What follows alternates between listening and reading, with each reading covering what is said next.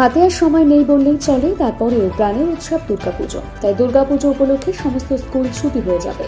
School ছুটির আগে বিশেষ মিড ডে মিলের আয়োজন করল উত্তর দিনাজপুর জেলার কালিয়াগঞ্জ ব্লকের ফতেপুর সিডি হাই স্কুল। এবং পুজোর দিনগুলো উৎসবে মাতলে হবে না, সবকিছু বিবেচনা করে চলতে হবে, কারণ স্কুল খুললেই বার্ষিক পরীক্ষা, তাই পড়ুয়াদের শিক্ষামূলক পাঠ দেওয়া হয়। এদিনের বিশেষ মেনুতে ছিল চিকেন কষা, সবজি, আলু ভাজা এবং মুসুরির ডাল, যা এদিন দুপুরে পঞ্চম থেকে দ্বাদশ শ্রেণীর পড়ুয়ারা পেট পুরে খায়। শুধু তাই নয়, যারা চিকেন খাবে না তাদের জন্য ছিল জোড়া ডিম। পাশাপাশি এদিন দেখা যায় বেশ কিছু প্রাক্তন পড়ুয়া এবং শিক্ষকরা সকলে মিলে একসাথে মিড ডে মিলের খাবার খায়। বিদ্যালয়ের পড়ুয়ারা এই বিষয়ে কি জানিয়েছে আপনাদের সামনে তুলে ধরছি।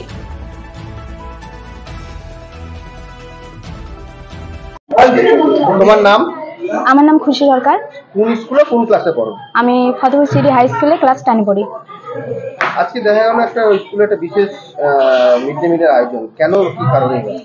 সামনে দুর্গাপূজা, তাই দুর্গাপূজা উপলক্ষে যেহেতু ছুটি থাকবে, তাই আমাদের স্কুলে একটা স্পেশাল মিড ডে মিল করলো, সেই জন্য সবাই আমরা খেলাম।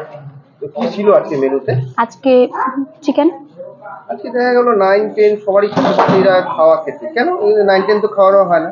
হ্যাঁ, খাওয়া হয় না, কিন্তু আমাদের স্কুলে মানে এমনিতে প্রতিদিনও খায়।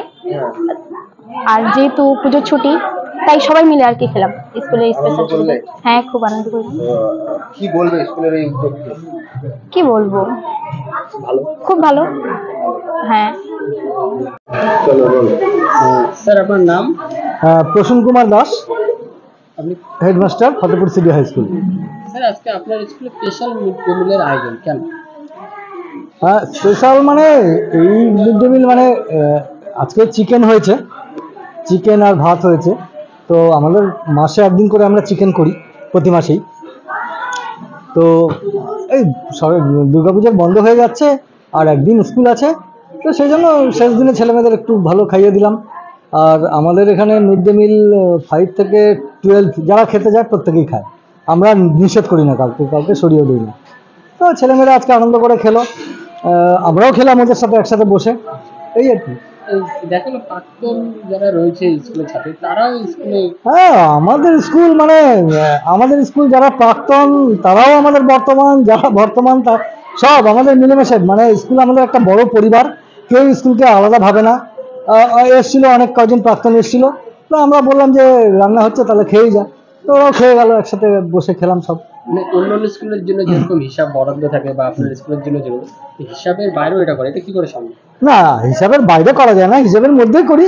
আর সেটা একটু নিজেদের মধ্যে একটু ভাগ বাট্টাটা ঠিক মতো করে করি। হয়তো 4 পিস দেওয়ার কথা সেটা 4 পিস দিতে পারলাম না, 3 পিস করে দিলাম, এইভাবে করি, সবাই মিলে খাই, সকলে আনন্দ। হ্যাঁ, সকলে মিলে খাই, কেউ যেন বঞ্চিত না হয়। আপনাদের দেখা গেল কিছু কথা বলতে আপনারা আলোচনা করলেন পুজোর সম্বন্ধে, কি কি আলোচনা করলেন বাচ্চাদের সাথে?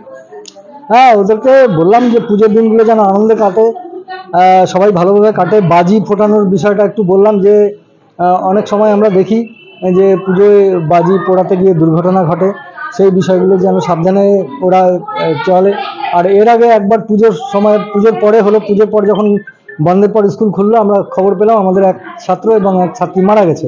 আমরা ওদের বাড়িতে গেলাম, ওরা কুসুমুন্ডিতে গেছিলো পুজো দেখতে, ফেরার সময় পেছন থেকে মদ্যপ মোটরসাইকেল দুজনকে মেরে দেয় এবং ওরা মারা যায়। তো এই বিষয়টা ওদেরকে সাবধানে বললাম, রাস্তাঘাট চলাফেরা যেন সাবধানে করে পুজোর সময়, এই বিষয়গুলো।